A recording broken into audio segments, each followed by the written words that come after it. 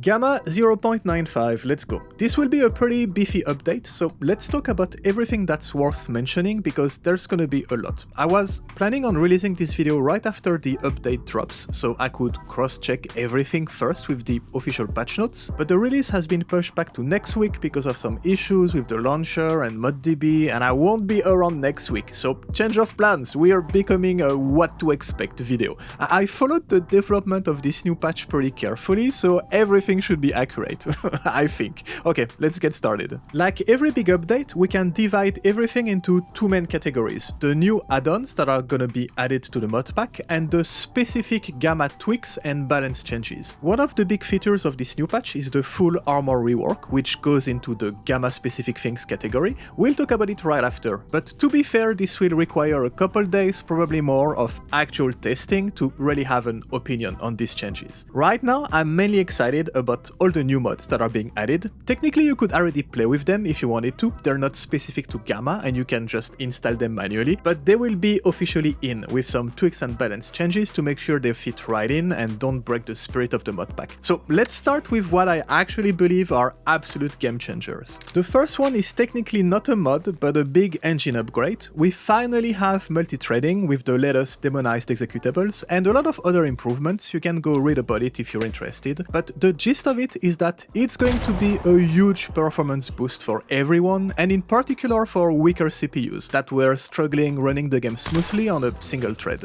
It's a bit more technical, but I've been using this engine update for the past week with ALAO, the Anomaly optimizer tool, and the difference is just crazy. I'm running a stable 80 FPS with no stutters on my overheating potato with a 360 that I should really clean and repaste. I mean, listen to this. And yet the game has never run that well on my computer. I always manage to have it run fine after some tweaking, but never that well pretty much out of the box. And looking at what's happening with the next gen version, the days of more optimization and better performance are not done yet. But let's focus on this Gamma update for now, let's not get too excited. Hippobot has been cooking some insane stuff as usual in terms of graphical improvements. I recommend checking out his channel if you want to see everything in details, but you will get the latest version of Atmospherics with this Gamma update. I mean, you might have it already if you updated your game recently, but Hippo's work is always worth mentioning. What we will have for sure is some sound improvements with the Spatial audio rework, which adds reverb to all sounds based on the environment. So a big room, for example, will echo like every large space. The reverb is dynamic, so it will adapt if you're indoors, outdoors, in large rooms or small ones. It's a very cool mod that adds a lot to the immersion. There's a lot of little performance improvements that I'm gonna skip. New baseline for animations with procedural movement animations, which makes everything more uniform. But overall, the game will run better, look better, and sound better, so it's really hard to complain.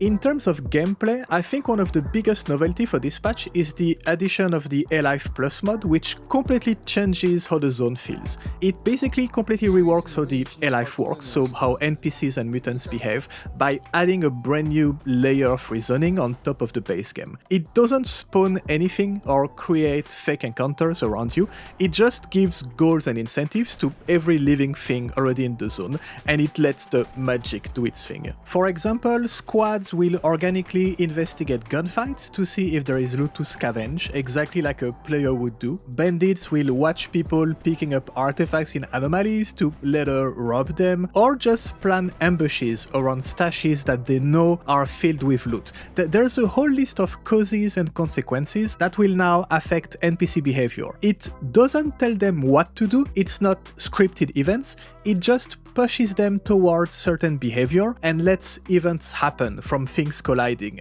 which is the key of how this mod works. I think the best way to visualize it is to use the debug option of the mod. You won't see this in-game, but it's just to show you. So let's see what we have. So we have a mercenary that's eating at a campfire, so we probably like just stop here. We have bandits that are going to loot a stash. We have a freedom guy that's chilling at a campfire too. This clear sky guy is going to a trader to restock on supplies. And that's dogs. Okay, that's actually mutants that are running away from a bigger predator, so there's probably something bigger in the area.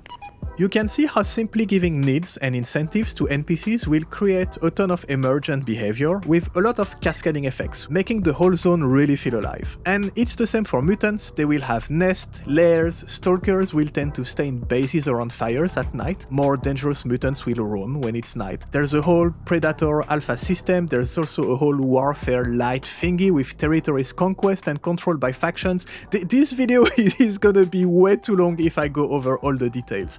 And you can keep track of what's happening through the news system. People will literally radio in what's happening, so even if you're not here to witness the events, you are aware of what's happening around you. It's an amazing mod, it's fully customizable to your liking, and all of this with basically no performance hit on the game, which is kinda insane when you think about it. If I was a bit cheeky, I would say one passionate guy did in a couple months what a full studio behind Stalker 2 still can't do correctly regarding A-Life after 2 years, but let's not get there. Anyways, it's an absolute game changer of a mod, and it's not only for Gamma, so whatever Anomaly mod pack you're using, you need to use this. Next, we have a ton of customization options for your hideout. I mean, it's not even customization anymore, it's really becoming something else. Let me go over everything quickly. First, there's some new cool and cute stuff like the Hideout Cat, so you don't spend hours crafting and upgrading your gear by yourself. It's some nice warmth and company. Speaking of crafting, with Craft from Stashes, a nice quality of life add-on, a lot of interesting things are starting to be possible. For example, I have my meat in the fridge, my water and vodka somewhere in some of these boxes, my fuel too. I forgot where it is exactly, I need to organize everything. Well, with this add-on, there's no need to go find and have everything in your inventory to start cooking, for example.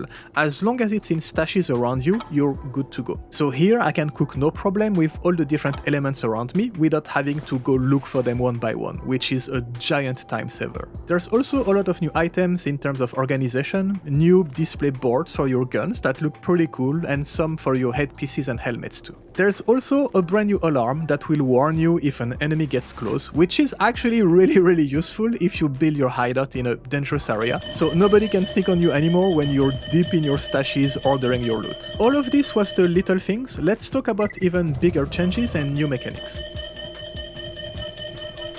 The trading computer is a new item you will be able to buy at traders for like 20k. Scientists will have a slightly better price, and it will let you access any trader in a pretty wide radius around you, without having to visit them in person. It does what the mission task board does pretty much, where you can get quests from everyone around you without having to go talk to them one by one. Same idea but with traders, and it's not from your PDA but a computer you put down in your hideout. I'm always torn with updates like this, the same way I was torn with the PDA task board when it first released. In pure quality of life terms, yes, it's amazing, but there's a limit at which removing all the friction and interaction with the world starts breaking down the immersion, and some could argue that's why we love Stalker so much, the atmosphere and how involved we get in the zone, and simply having to visit and talk to NPCs is actually a cornerstone of the gameplay loop and feeling involved in the world. If you don't visit quest givers anymore, you don't visit traders anymore, you don't see stalkers chilling around the campfire on your way to the technician, you just do everything from your hideout,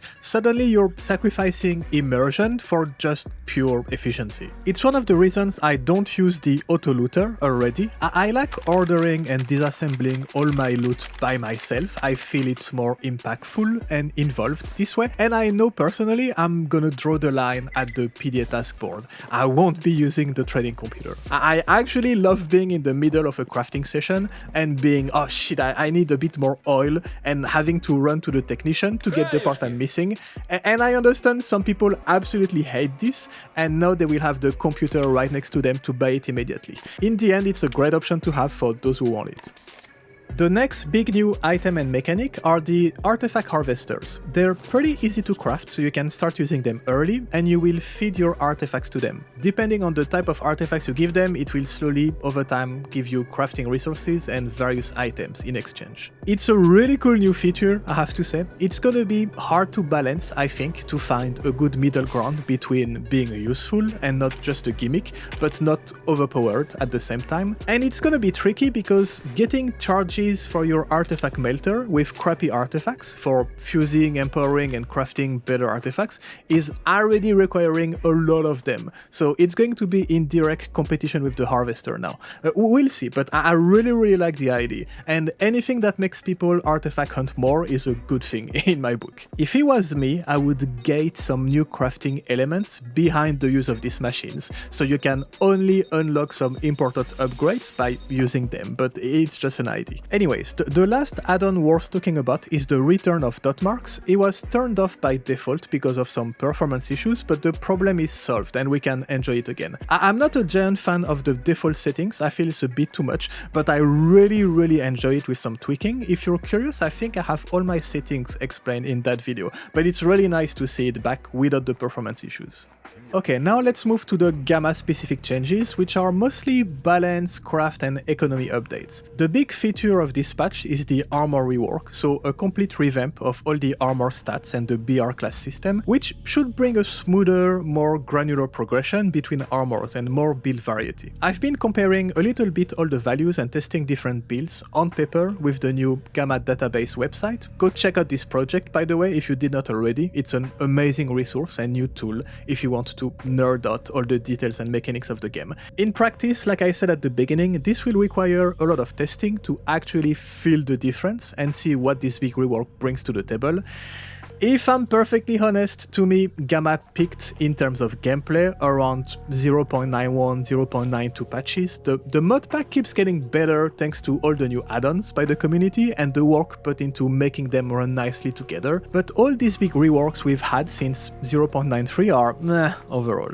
I'm not a huge fan of the weapon parts and repairs rework, I'm definitely not a huge fan of the artifacts and belt attachments reworks, so I'm cautiously optimistic about that one. It sounds pretty good on paper, so we'll see. I truly want my skepticism to be proven wrong, and I'm very excited to try it out anyways. Besides that, we have a lot of light to medium changes that will actually change a lot of things all added up together. First, Clear Sky and Duty are gonna be enemy now. I didn't really dig into the reasoning behind it, I'm assuming it's mainly to change a bit the gameplay.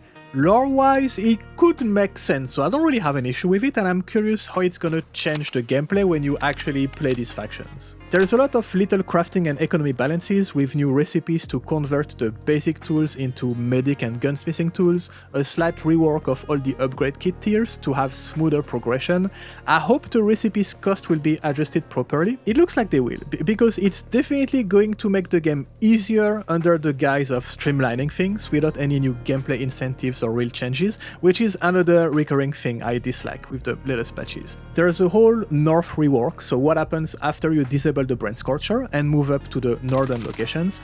It's not the first time we have a similar rework. Everybody knows the game kind of falls off and becomes less interesting when you reach the north, so we'll see if it helps a little bit. The traders will sell more ammo, the missions will have increased rewards, the population will shift even more with the south slowly emptying out and more action moving up north. The Type D repair kit and T3 artifact recipes will be more expensive, quite a bit actually, so it will push you to farm more in these high risk, high reward northern locations to unlock the latest tiers of gear. So we'll see, it feels like a bigger stick with an even smaller carrot right now, but again, I'm excited to try. Everything here is not based on the final patch notes anyways with the exact numbers, so there's hope, we'll see. And there's a couple other things I wrote down, but whatever, here they are, it's not super important. And I think that's it for now. Okay, I'll see you when the update drops. I'm excited to play it, I have to say.